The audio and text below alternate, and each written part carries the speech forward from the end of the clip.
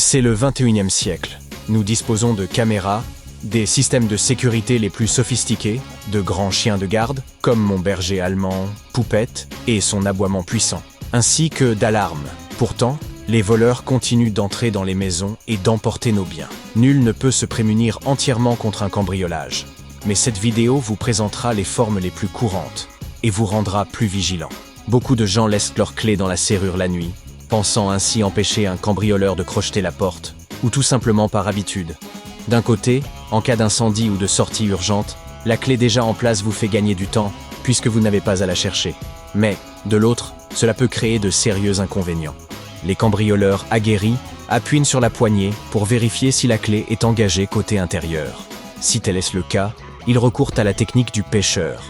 Ils tentent de glisser un fil, une ficelle ou une ligne munie d'un crochet ou d'un aimant par une fente en haut ou en bas de la porte, ou par une chatière. Ils attrapent alors la clé avec le crochet, la retirent, s'en saisissent, ouvrent la porte et pénètrent chez vous.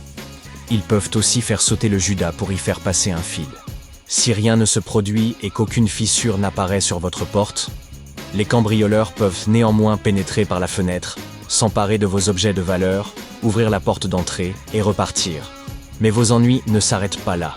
Certaines compagnies d'assurance refuseront toute indemnisation si aucune trace d'effraction n'est constatée.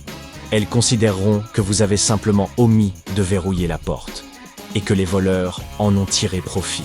Or, certaines assurances n'interviennent qu'en cas d'effraction violente, lorsque toutes les mesures de protection ont été prises mais n'ont pas suffi.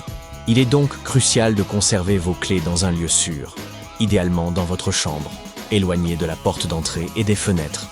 Mais même si la porte est verrouillée et que la clé est soigneusement cachée, des cambrioleurs chevronnés peuvent toujours s'introduire dans votre domicile. Ils recourent alors au bumping, technique de manipulation d'une serrure à goupille à l'aide d'une clé à percussion. Ces serrures, les plus courantes aux États-Unis, existent depuis 1928. Vous les avez peut-être observées sur de vieilles portes. Et il se peut que la vôtre en soit également équipée. Les voleurs maîtrisent particulièrement bien leur ouverture.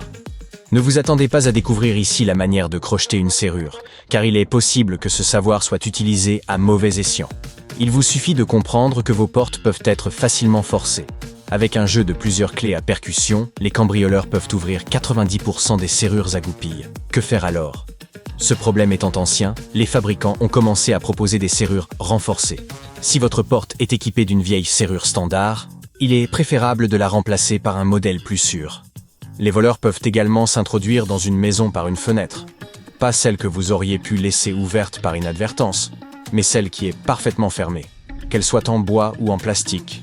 Ils utilisent une perceuse sans fil pour forer facilement un trou dans le cadre, puis y glissent un fil ou un mécanisme fin conçu pour s'accrocher à la poignée et l'ouvrir.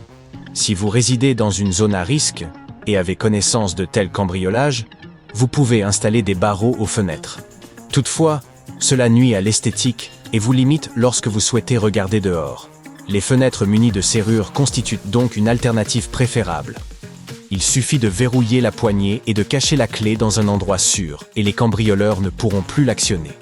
Les cambrioleurs observent fréquemment l'emplacement d'une maison avant de la cibler. Un bâtiment situé en périphérie ou à l'angle d'une rue présente un risque accru de cambriolage, car les voleurs cherchent à ne pas attirer l'attention des voisins ni des caméras de surveillance. Si votre maison correspond à ce profil, comment vous protéger ? Il n'est pas nécessaire de vendre votre maison, par peur d'un cambriolage. Veillez plutôt à rendre votre terrain visible depuis les habitations voisines.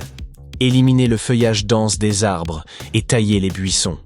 Plus votre propriété est visible, moins les voleurs sont enclins à s'y introduire. Aussi surprenant que cela puisse paraître, la majorité des cambrioleurs préfèrent pénétrer dans les maisons sans effraction.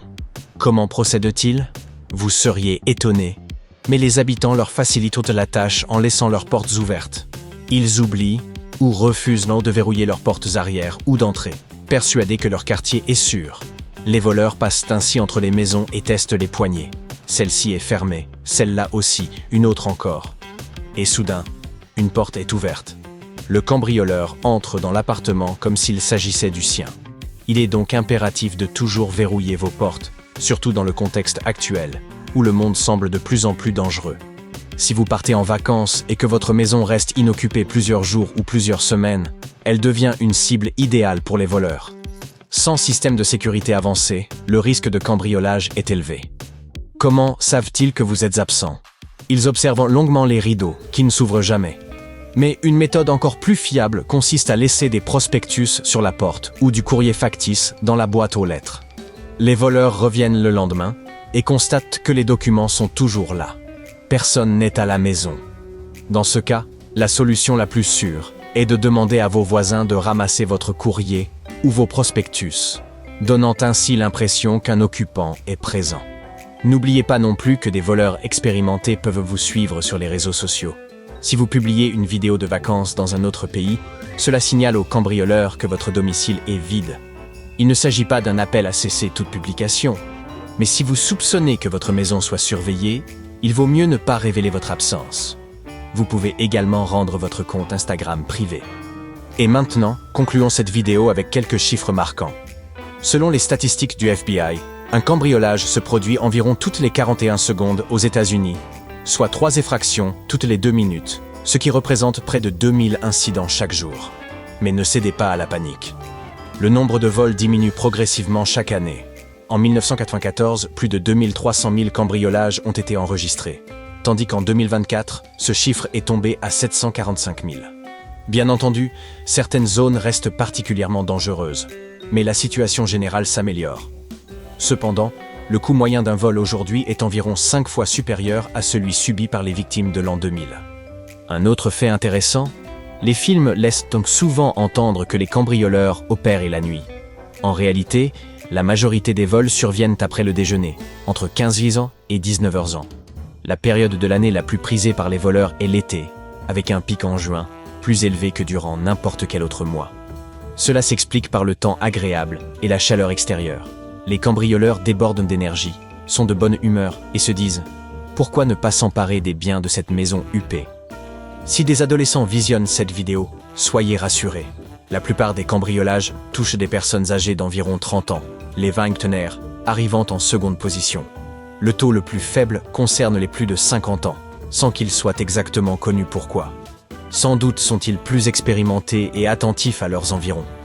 Si un cambrioleur surprend un adolescent à domicile, nous savons tous qui sera le plus effrayé. En revanche, si un homme de 50 ans, ayant vécu maintes expériences, se retrouve face à un voleur, vous pouvez imaginer la suite. Le cambrioleur risque de passer un sale quart d'heure. Quoi qu'il en soit, la vie continue et il n'est pas nécessaire de trop vous inquiéter des cambriolages. Prenez les mesures adéquates pour sécuriser votre domicile et détendez-vous.